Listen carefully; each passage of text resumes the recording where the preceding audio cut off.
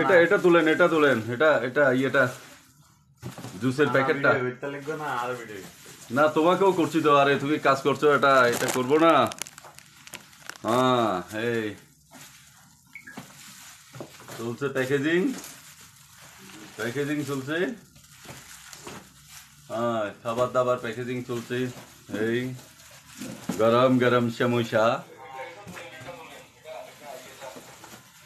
চট্টগ্রাম চট্টগ্রাম বিভাগীয় কমিটির যারা যেখানে আছেন চলে আসেন, আমাদের কাজ শুরু হয়ে গেছে। আমরা আর সর্বোচ্চ 20 মিনিটের মধ্যে বন্দরনগরী চট্টগ্রাম থেকে রওনা দেব প্রকৃতির আধার ঘেরা সেই